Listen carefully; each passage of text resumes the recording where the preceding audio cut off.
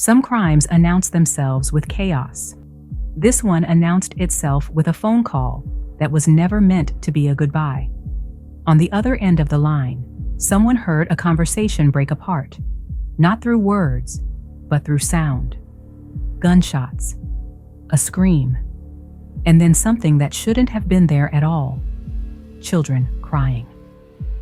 Minutes later, a house was burning. Inside were the people who had been sitting down to start Thanksgiving morning together. By the end of that day, 2 adults would be dead. 2 children would be pulled from a fire, and a family would be forced to confront the possibility that the danger didn't come from outside the home, but from within it. And the 2 people at the center of this story, their names were Megan Wickerson and Courtney Morgan.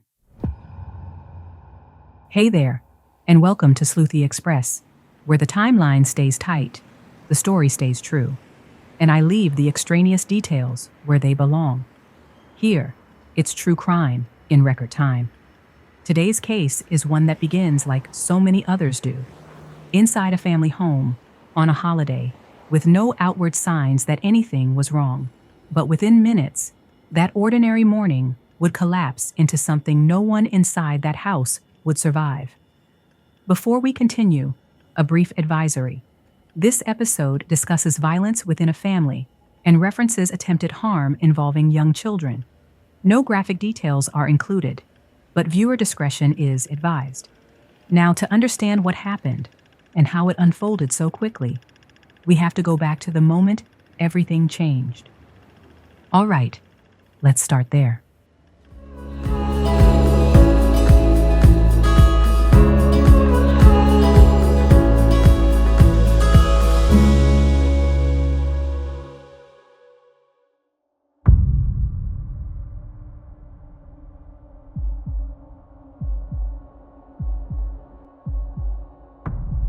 It was Thanksgiving morning, November 27th, 2025.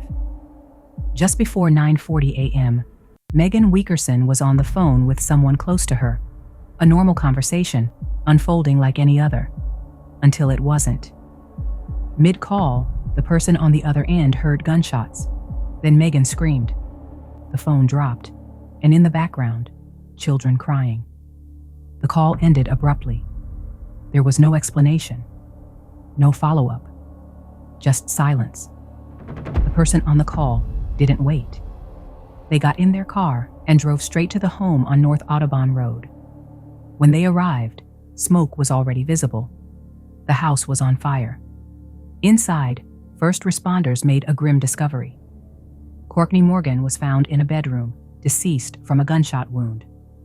Megan Wickerson was also found inside the home, suffering from a gunshot wound to her face. She still had a faint pulse. She was rushed to the hospital. She would later die from her injuries. Before Thanksgiving morning became a crime scene, Megan and Courtney were building a life together. They were both 36 years old. They were in a relationship and raising 2 young children, a 3-year-old boy and a 1-year-old girl. Their home wasn't quiet, but it was full. Megan, known to many as Mimi, was a devoted mother. According to family, her children were her world. She didn't play about them. They were protected, loved, and centered in everything she did. She had recently started a small crafting business, personalizing items for friends, family, and customers. Something she was proud of, something she was growing. Courtney, or CJ, was known for something else entirely. He loved music, even though by his own admission, he couldn't sing or dance very well. But what he loved most were cars and computers. That love became a way he showed up for people. Friends say CJ was the person you called when something went wrong. If your car broke down, he didn't just fix it, he calmed you down first. "Don't worry," he'd say, "stop crying. We'll get it fixed." Over the summer, Courtney made a decision he believed would change his family's future. He brought his oldest son to live with him. The move was meant to offer stability, opportunity, a fresh start. By Thanksgiving, that arrangement had been in place for just about 3 months. From the outside, nothing appeared out of place. Family members say Megan and Courtney worked well together. They shared responsibilities. They shared goals. They were raising their children side by side. And for those who loved them, this was simply a family getting ready for a holiday morning. No warnings. No visible fractures. No indication that this would be the last day of their lives. When the person who had been on the phone with Megan arrived at the home on North Audubon Road, smoke was already visible. Whatever had interrupted that call was no longer just a fear. It was unfolding in real time. Emergency services were contacted, and firefighters and police began responding to reports of a house fire and possible gunshots. At first, the scene was treated as an emergency rescue. The house was actively burning. Outside, a 3-year-old child was seen. The child was alive and was immediately attended to by responders. Firefighters entered the home to fight the fire and search the residence. During that search, a 1-year-old child was located inside the basement of the house. The child was alive and was removed from the home and taken for medical care. Public reporting has not made it clear whether that child was removed by the arriving friend or by firefighters already inside. As the fire was addressed and responders moved through the home, it became clear that this was not just a house fire. Inside a bedroom, CJ was found. He had been shot and was pronounced deceased at the scene. Elsewhere inside the home, Megan was located. She had suffered a gunshot wound to the face. She still had a faint pulse. Megan was transported to the hospital. She would later die from her injuries.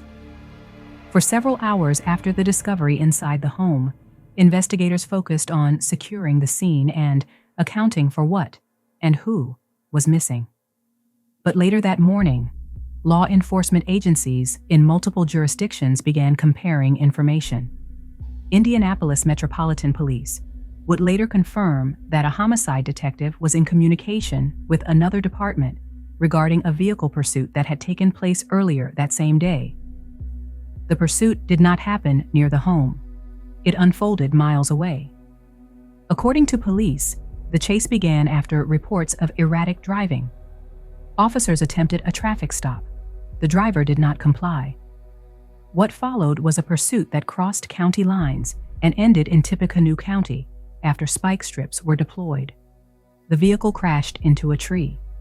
The driver was injured and transported to a hospital. It was only after the crash that officers began to piece together what they had in front of them. The vehicle involved in the pursuit was registered to Megan Weakerson. Inside the car, police recovered firearms linked to the shooting. They also found identification belonging to Courtney Morgan inside the driver's wallet. Only then did the scope of the morning begin to change.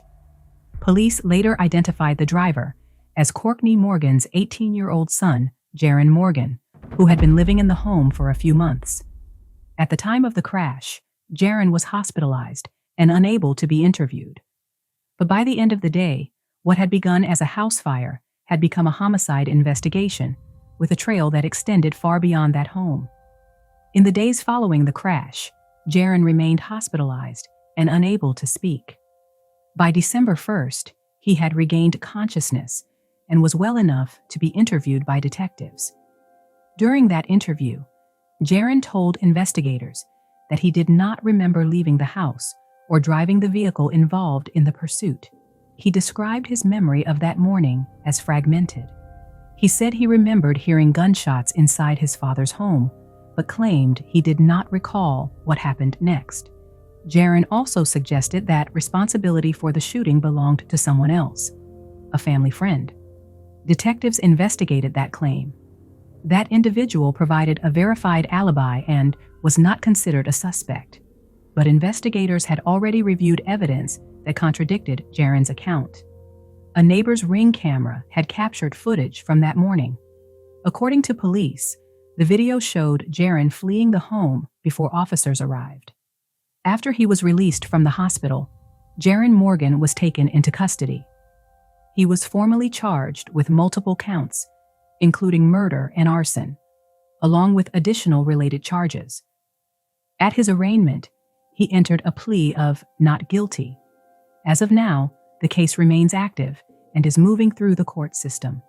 No trial date has been finalized, and the questions surrounding what happened inside that home on Thanksgiving morning will ultimately be answered in court, through evidence, testimony, and the legal process still ahead.